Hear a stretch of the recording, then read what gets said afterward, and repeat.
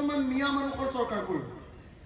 মুছলমানৰ চৰকাৰ কৰিম বুলি কোৱাৰ লগে লগে উজনি অসমৰ হিন্দু মানুহবিলাকে ভয় খাই যাব। লগে লগে হিমন্তই চিঞৰি দিব, এই বিজেপিক ভোট দিয়ক, আমি বদৰুদ্দিন আজমলক দিছপুৰৰ 1 কিলোমিটাৰ দূৰলৈকো আহিবলৈ নিদিওঁ। হয় নে নহয়? এই নাটকখন কৰি কৰি ইমান দিন ইলেকশ্যনটো খেলি সিহঁতি জিকি আছে নে নাই? আছে নে নাই? আছে। গতিকে এই দুইটা পাৰ্টিক যিদিনা ব্ৰহ্মপুত্ৰত দলিয়াই পেলাব পাৰিম, তেতিয়াহে অসমৰ ৰাজনীতিলৈ শান্তি আহিব।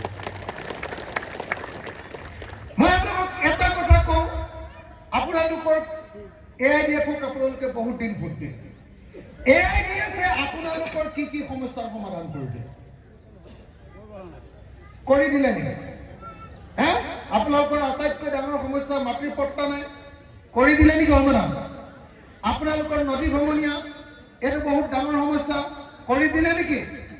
আপোনালোকৰ মানুহৰ মাটিয়ে নাই, 1 টুকুৰা মাটি কৰবাত দিলে নেকি? দিলে নেকি? আপোনালোকৰ দি সমস্যা সমাধান আপোনালোকৰ কৰি দিলে নেকি? এইটো AIDF-এ কৰি দিব পাৰিলে নেকি? নাই। ঠিক তেনেকে বিজেপিয়েও আমাৰ হিন্দু, মই এজন হিন্দু ল'ৰা, আমাৰ হিন্দুসকলৰ মূল্য বৃদ্ধি ৰোধ কৰি দিব পৰা নাই। মই তেতিয়াহ'লে মানিয়ে ল'লোহেঁতেন, মই তেতিয়া বিজেপিতে জইন কৰি দিলোহেঁতেন, যদিহে বোলে মুছলমানৰ কাৰণে 1 লিটাৰ পেট্ৰলৰ দাম 100 টকা, কিন্তু মই হিন্দু হোৱাৰ কাৰণে মোক বোলে 50 টকা দিয়ে। কথাটো বুজি পাইছেনে নাই কি কৈছো? তাৰমানে অৰ্থনৈতিক নীতিটো একেই। না AIDF-এ আপোনালোকক মাতি দিব, না বিজেপিয়ে আমাৰ বস্তুৰ দাম কমাই দিব। AIDF-এ ক'ব যে আমাৰ লুঙি আৰু টুপিয়ে চৰকাৰ কৰিব, আৰু বিজেপিয়ে ক'ব যে লুঙি টুপি আহি আছে, বদৰুদ্দিন আজমলক যদি ৰখাব লাগে তেতিয়াহ'লে আমাৰ হিন্দু ভাইসকল একলগ হোৱা। এই দুটা খেলি খেলি কি হৈছেগে? এই দুটা খেলি খেলি কি হৈছে? এই দুটা খেলি খেলি প্ৰথম কথাটো হৈছে সংখ্যালঘু মুছলমান মানুহৰ জীৱন আৰু সম্পত্তিৰ নিৰাপত্তা নাইকিয়া হৈছে। হয়নে নহয়?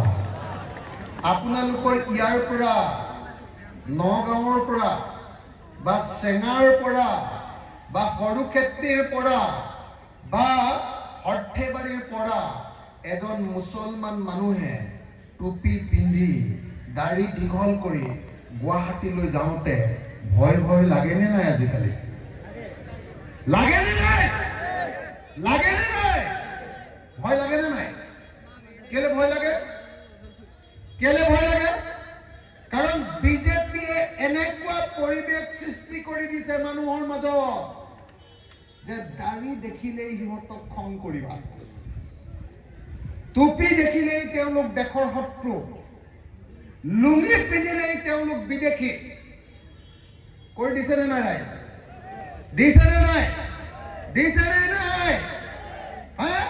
আপোনালোকে AIDF-ক যে ইমান দিন ভোট দিলে, মৌলানা বদৰুদ্দিন হক, আজমল চাহাবক ইমান দিন ভোট দিয়াৰ পাছত কি কি পালে?